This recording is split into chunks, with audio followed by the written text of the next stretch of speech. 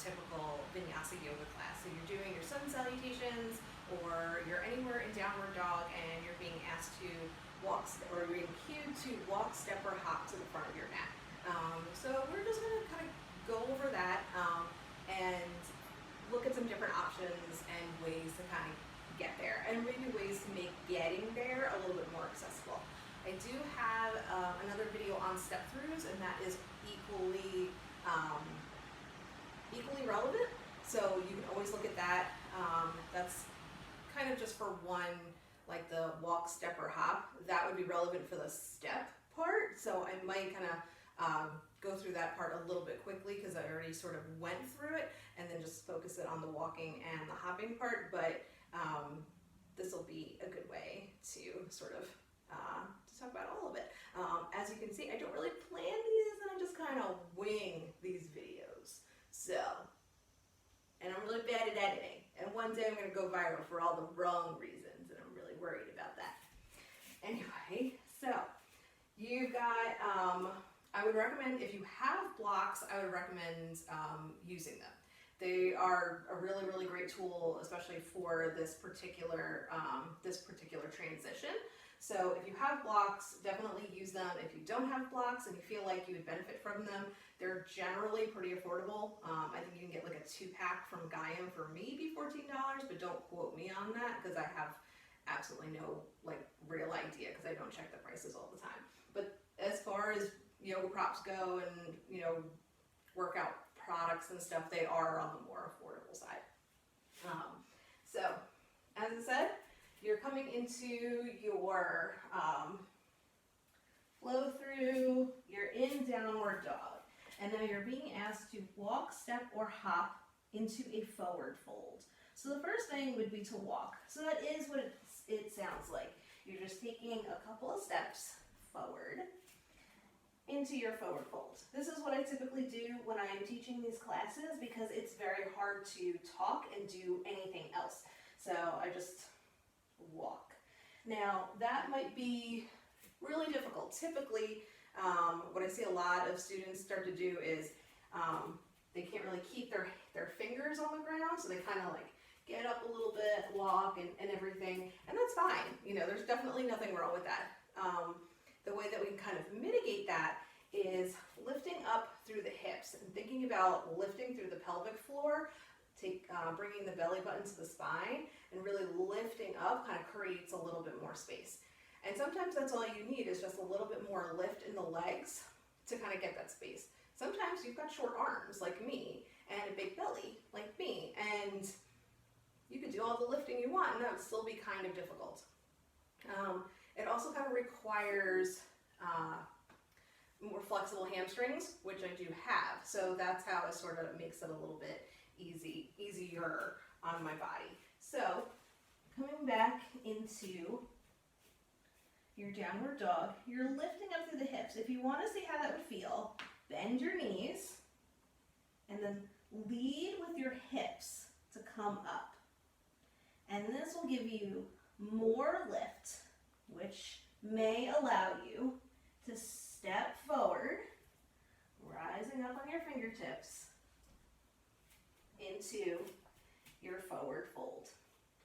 And if you still need more space, this is where your blocks come in. So you can do your whole sun salutation using blocks. There's another video on that, so I'm not going to go over it. So you have your hands on blocks. This gives you a lot more space. You're still lifting through the hips, and then you are taking your steps. I like to walk on my toes because bringing my heel down will really stretch out my calf, and it does not feel good. So there you go. There's your step. Now, you can step through. So for stepping through, it's still the same, the same kind of lifting. You're lifting the leg up. You can start by bringing your knee to your nose, really lifting up, engaging your core, and then stepping forward, and then bringing your next foot up. From there, you can also, like we talked about in the other video, you can bring your leg a little bit wider and like on the outside of your hand, and then rotate your hands. You can also use blocks here as well. So again, lifting up through the hips, bringing the leg up, engaging the core, pretending to, or shooting for your knee to your nose, and then stepping forward, and then bringing the other leg over. I'm going to switch sides. My right leg is getting nice and stretched out. So that would be the step. So we did the walk, step, and now the hop. Personally, I like the hop. My hop is not graceful. It is not a graceful hop. You might see some other yoga teachers or yoga students who do this really pretty hop, and sometimes it's more of a float where there's a lot of muscle engagement and there's a lot of control. That is not mine, but it works. I like it, fits for my body, and I'm cool with it. So,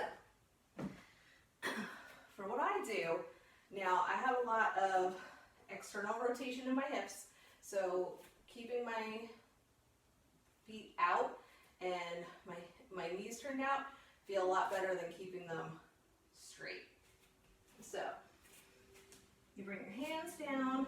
Again, I can't stress the hips lifted. Now what you would do for your hop, now my feet are always a little bit wider. I come down, not this low, but I come down low, bend my knees, and then you just hop forward just a little bit. And then you can straighten. I turn up my feet, you do your half lift, and come up.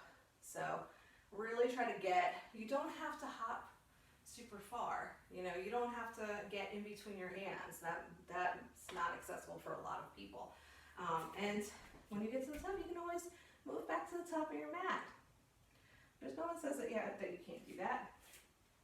To make the hop even more accessible, again, we add blocks. So, you come here, bend your knees. Now I bend them wide because that's how it feels good. Really bend and hop. I usually land, I kind of land in Malasana and then straighten up. And that's how it works for my body. All anatomy is different. So how, your hop works is going to be a little bit different. If you want to kind of add more cardio into it, the hopping is definitely going to do it. It's a kind of another way that you can kind of add a little bit more heat if you'd like, if you're trying to like build up your heart rate. It's a good way to do it. So that's really all it is. It's, I know sometimes I say it's kind of fast, and I have a lot of students ask me, what did you say? You're just hop, stepping, or jumping. And again, just like the full flow through video, you can skip it all together, and you can come from downward dog, walk your hands back into a forward fold at the back of your mat. You can do your half lift here. You can rise up, and then you just take your steps to the front of the mat. So you can skip your walk, step, or jump, even if you want. You don't have to do it. So yeah, you can decide which one. You like more. I hope that helps. These videos are a little bit hard for me to tailor things to a specific body. So if you have questions, definitely reach out. We can try to work something out. I would say the biggest key for all three of them is going to be lifting through the hips. I think the forward fold video that I did on my YouTube will probably give you a good idea about lifting through the hips. Lifting through the hips will add space, and it'll also take some of the pressure off of your low back, and blocks.